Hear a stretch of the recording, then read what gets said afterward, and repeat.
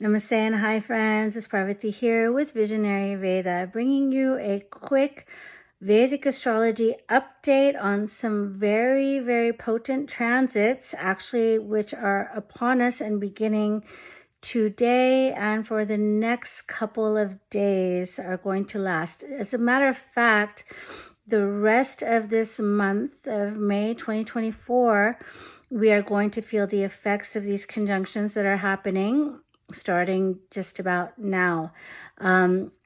We also have a very, very powerful full moon happening on the 22nd or 23rd, depending on where you are, in the sidereal sign of Scorpio. Now, this is going to be a very powerful full moon because it is aspected by the mighty Saturn, the mighty Jupiter, and our favorite planet Rahu, all at the same time. So what does this all mean?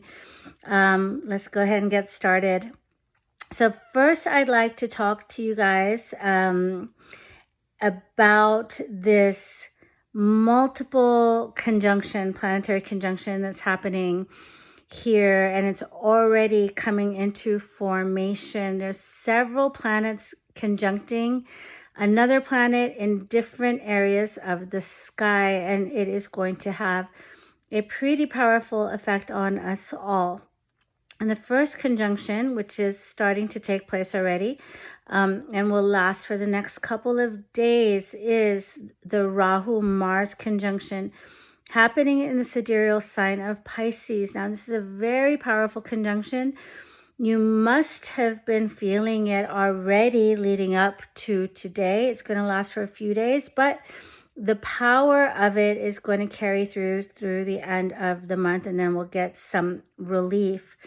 When Mars conjuncts Rahu, a lot of ambition, a lot of frustration, a lot of accidents can occur. Mars is the sign of accidents, and Rahu is the sign that indicates explosiveness or things just magnifying. So if there was a small cut, it could turn into a big one. If there was a small fall, it could turn into a big one. So please, please take care. It is in the sign of Pisces, which is the natural 12th house of the Kalparush zodiac, or the natural zodiac. So it can show losses. It can show hospitalizations. It is the sign of deep water. So when Mars is in deep water, it's not the most comfortable. It can show waterborne diseases, illnesses. It can show even waterborne disasters or natural calamities. So an increase in hurricanes, typhoons, cyclones, or any kind of water issue. Just something to be aware of, especially when dealing with our emotions. We can feel heavily triggered at this time. So just take a lot of caution and lend a lot of awareness to your reactivity, because it's going to be a time where you will be tested, you will feel like reacting, you will feel like blowing up. And when this all blows over in the next few weeks, you might, in fact, you definitely probably will regret how you showed up under these times of tension. So just hang in there, and all the best in letting this conjunction pass. The other conjunction happening simultaneously with Mars and Rahu is that the moon has now moved into sidereal Virgo, and it is conjunct Ketu. So you will feel headless as well. Difficulties in making decisions, difficulties in sleeping also are indicated. Your sleep patterns could be erratic. Your energy patterns could be erratic. Your mental capacity in which to make good decisions, to think about things practically, to make the best choices for yourself right now, it might not be the best time. Now, this moon Ketu conjunction is happening simultaneously, but it's only going to last a couple of days. Moon moves rather quickly, and it will move on to the sign of Libra in a few days, but it is happening now. So if you're feeling a bit headless, then you're not alone in that. Another indication for the moon with Ketu can be headless mass sort of hysteria. I don't want to use the T word, but there could be an increase in hostile activity on the global sphere stage. So just another something to be aware of. Now, along at the same time that all of this is happening, we are going to have, in fact, we do have the sun conjuncting the great planet Jupiter in the sign of Virgo. Now, whenever a planet goes through the sun to the conjunction of the sun, it is becoming purified. Now, Jupiter is the Lord of the sign of Pisces. Whenever there's some things going on like this Mars Rahu conjunction happening in Pisces, we usually want the Lord to be strong. The Lord is Jupiter, and it's going through a purification process. So expect a lot of things internally, because when a planet is combust, meaning it's close to the sun, there's an internal counterpart happening within us that needs purification. So expect these disturbances caused by Rahu and Mars to bring something up within you that has been going on for a long time, that you can actually get over at this time, that you can internally process and purify with the rays of the sun.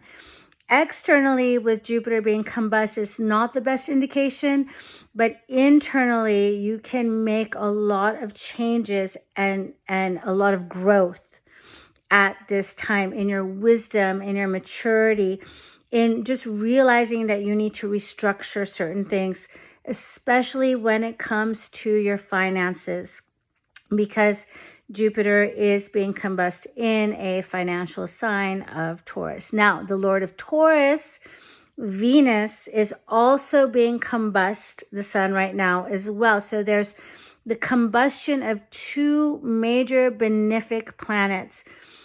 Venus is conjunct with Uranus right now, so that shows a lot of financial upheaval, changes, erratic changes, things that you see from an internal perspective, from a deep contemplation on how you need to restructure to make life better for yourself on both a financial level, Venus, as well as on a maturization or a wisdom level, which is Jupiter.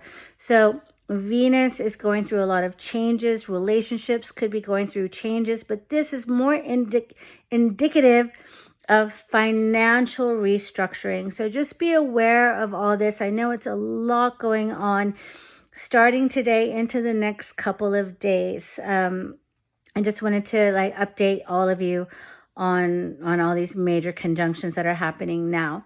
The other thing we're embarking upon is on the 22nd and the 23rd of May. We're going to have a super powerful full moon. This full moon is going to be in Scorpio. Now, as you all might know, Scorpio is getting major aspects from Saturn, from Rahu, and from Jupiter. The sign of Scorpio is getting this triple aspect from the heavy hitting, slow moving planets. You don't have to be a Scorpio ascendant, Scorpio moon, Scorpio sun, or even have planets in Scorpio to feel this effect. You just have to see where sidereal Scorpio falls in your Vedic birth chart. And depending on the house that Scorpio falls in is the area that's going to come under a great amount of transformation and growth. This full moon is the chance for this to be illuminated. It's going to be highlighted for all of us, like on this full moon on the 22nd, 23rd. So how are we going to see it? What are we going to feel?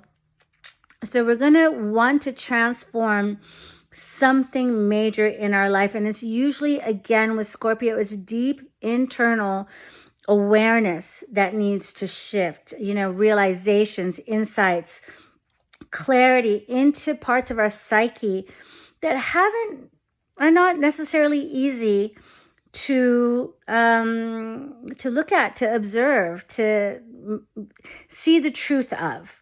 So Saturn is casting its 10th aspect onto the sign of Scorpio. The 10th aspect of Saturn is that of karma.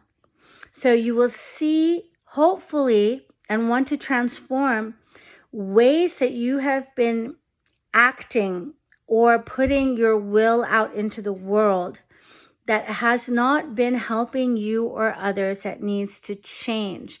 Saturn will teach you the lesson until you get that transformation and you're able to change the way that you're showing up and change the way you're acting in the world so that it serves your growth better. The aspect of Rahu is its 9th aspect. So along with this awareness, these insights of how our actions are affecting us and others in the world, we're going to get this Rahu aspect. And Rahu's 9th aspect is not the easiest or the clearest. Rahu debilitates, right? In the 9th house. It's MKS in the 9th house. So it's not the easiest aspect. The 9th house indicates wisdom. So it's going to possibly set us on a search for wisdom and higher knowledge in how to heal these things that have been brought to light, these karmas which have been brought to light through Saturn. And then we have the 7th aspect of a very combust Jupiter, also giving its drishti or its aspect to the sign of Scorpio. Usually Jupiter will be helpful in trying to find resources that you can reach out to be able to change that which needs transformation very, very badly. Now, this includes personal, of course, but it includes all of us on a global level. We must be the change. So if there are any bad habits that we're wanting to give up, any kind of personal changes that we need to undertake that have been holding us back, this is the full moon in which to delve deep, be honest, be real, look in that mirror of self-reflection and know that you are worthy and you are powerful, and the changes you make to benefit and better your life will benefit and better the world at large. So I hope that that has been helpful. I'm wishing everybody a very powerful and transformative full moon in the sign of Scorpio. Be aware of these transits that are starting now. Try not to react headlessly to any kind of disputes, conflicts, frustrations that come up due to these conjunctions. Remember, the two great benefics, Jupiter and Venus, are combust. They are being purified, which means that there are things within you that you can purify right now.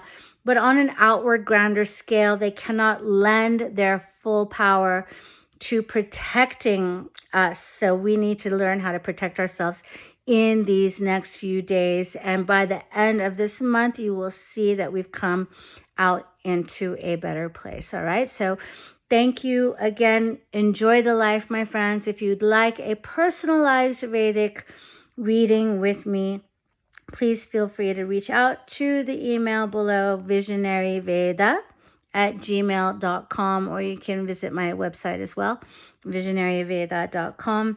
And I will see you all in the next video. Take care now. Thank you so much. Bye-bye.